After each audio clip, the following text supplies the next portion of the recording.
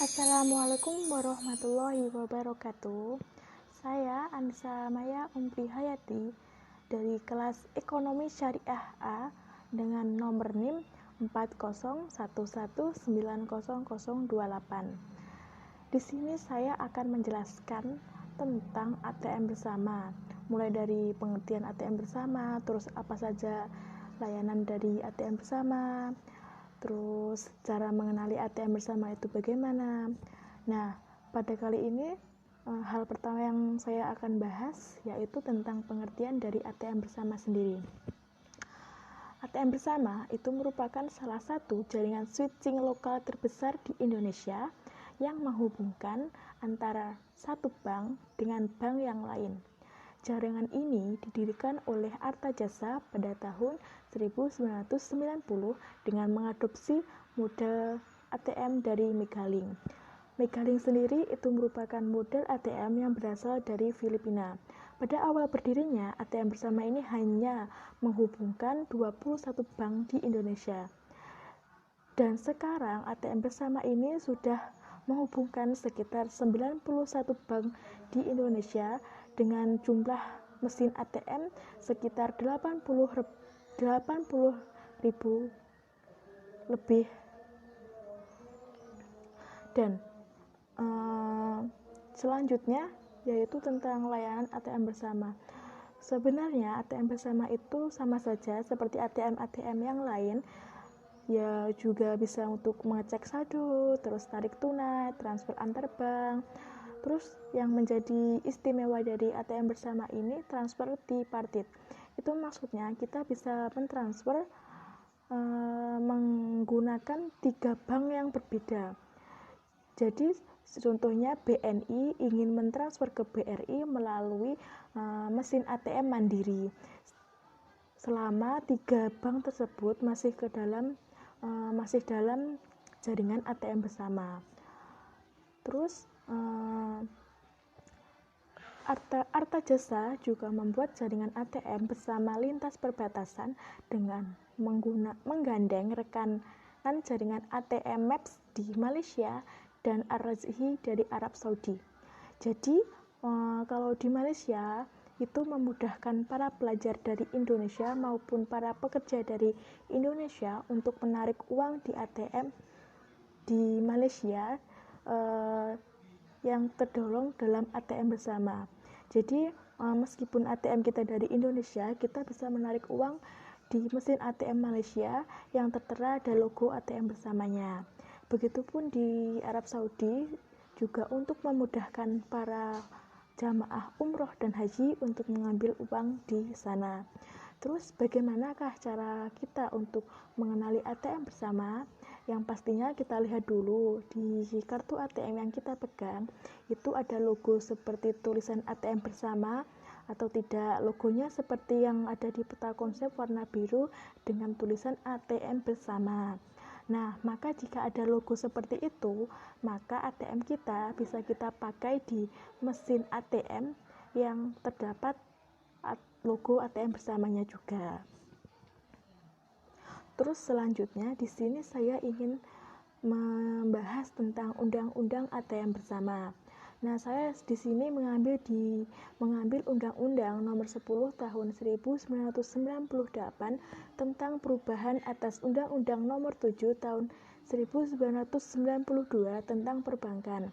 Di situ dijelaskan bahwa bank itu adalah badan usaha yang menghimpun dana dari masyarakat dalam bentuk simpanan dan menyalurkan dalam bentuk kredit dan atau dalam bentuk-bentuk lainnya dalam rangka meningkatkan taraf hidup rakyat banyak. Melihat hal tersebut, sangat jelas bahwa bank itu berfungsi sebagai financial intermediary dengan usaha utama menghimpun dan menyalurkan dana masyarakat serta memberikan jasa-jasa lainnya dengan lalu lintas pembayaran. Dalam hal tersebut, ATM bersama itu masuk ke dalam lingkup perbankan karena ATM bersama itu juga merupakan salah satu produk atau layanan yang diberikan bank kepada nasabahnya. Jadi ATM bersama itu merupakan jasa yang bisa nasabah gunakan dalam perbankan. Terus selanjutnya, dalam Peraturan Bank Indonesia Nomor 19/8/PBI/2007 tentang Gerbang Pembayaran Nasional atau National Payment Gateway dijelaskan bahwa switching adalah sebagaimana dimaksud dalam ketentuan Bank Indonesia yang mengatur mengenai penyelenggaraan pemrosesan transaksi pembayaran dan sebagaimana dalam Peraturan Bank Indonesia Nomor 11/11/PBI/2009 tentang penyelenggaraan kegiatan alat pembayaran dengan menggunakan kartu. Dijelaskan bahwa perusahaan switching itu adalah perusahaan yang menyediakan jasa switching atau routing atas transaksi elektronik yang menggunakan AMPK melalui terminal seperti ATM atau Electronic Data Capture (EDC) dalam rangka memperoleh otorisasi dari penerbit. Nah, ATM bersama ini merupakan salah satu jaringan switching lokal terbesar di Indonesia selain dari jaringan ATM Prima, terus ada ATM Alto, Link, dan jaringan switching di lingkup internasional itu seperti Mastercard, Cirrus, dan Maestro. Dalam hal tersebut, di sini saya akan menyampaikan kritik terhadap undang-undang atau peraturan di atas. Saya di sini lebih ke saran, yaitu menurut pendapat saya, sebaiknya pemerintah itu membuat aturan khusus mengenai undang-undang atau peraturan yang mengkhususkan tentang adanya ATM bersama. Karena di dalam undang-undang perbankan belum mengatur secara khusus mengenai ATM bersama. Jadi, jika sewaktu-waktu seorang nasabah mengalami kerugian atas kartu ATM, maka tidak ada perlindungan terhadap nasabah pemegang kartu ATM bersama tersebut. Selanjutnya kita masuk ke pendapat ulama atau tokoh-tokoh tentang ATM bersama. Di era persaingan global ini, perbankan tidak lagi dapat bersaing seorang diri, tetapi perlu untuk melakukan sinergi. Salah satu bentuk sinergi ialah dengan membentuk jalinan kerjasama aliansi antar bank untuk memperluas jaringan ATM. Saat ini telah terdapat beberapa kerjasama pemakaian jaringan ATM di Indonesia, seperti yang terbesar ATM bersama, terus ada ATM Prima, ATM Link, dan ATM Alto itu dalam lingkup yang lokal. Sedangkan dalam lingkup internasional di Indonesia itu ada ATM Maestro atau Cirrus. ATM bersama itu menurut modul Artajasa pada tahun 2005 adalah salah satu jaringan terminal ATM antar bank di Indonesia. ATM bersama merupakan salah satu jasa lintas serta di bidang perbankan yang mengakomodasi dan melayani perbankan dalam bidang pelayanan jasa ATM. Selanjutnya, PT Bank Internasional Indonesia atau BII memperluas jaringan ATM dengan bergabung dalam jaringan ATM bersama. BII di sini merupakan bank yang mengelola ATM bagi nasabahnya, sedangkan nasabah adalah pengguna dari fasilitas ATM tersebut dan PT Artajasa merupakan pengelola dari jaringan ATM bersama.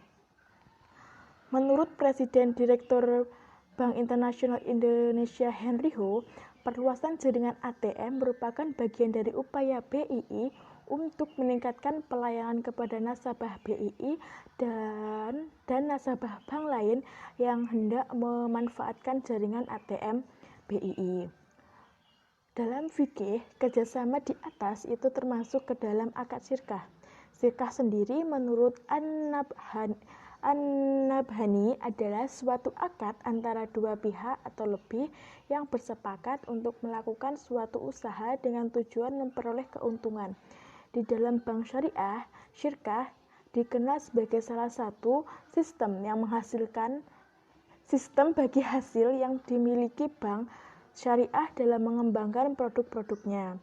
Dengan menjalin kerjasama dengan ATM bersama, maka para nasabah dari bank syariah ataupun bank konvensional mendapatkan manfaat yang luar biasa yang dilengkapi dengan fasilitas dan jaringan real-time online yang dapat memberikan kepuasan terhadap nasabah. Real-time online di sini maksudnya jika kita ingin mentransfer uang ke bank lain, maka itu langsung terkirim pada saat itu juga. Terus selanjutnya, selain itu, ATM Bersama juga menyediakan layanan interbank fund transfer atau transfer bidang bank yang semakin memudahkan nasabah dalam mentransfer uang. Selain layanan tersebut, ATM Bersama juga melayani layanan tarik tunai, terus pembayaran tagihan, pembelian voucher, dan yang lain-lain. ATM Bersama sendiri merupakan teknologi yang menerapkan konsep proses dan data berbasis digital yang memudahkan nasabah tanpa harus mendatangi teller bank secara langsung. Sekian dari saya. Apabila ada kurangnya saya mohon maaf. Billahi taufiq wal hidayah. Wassalamualaikum warahmatullahi wabarakatuh.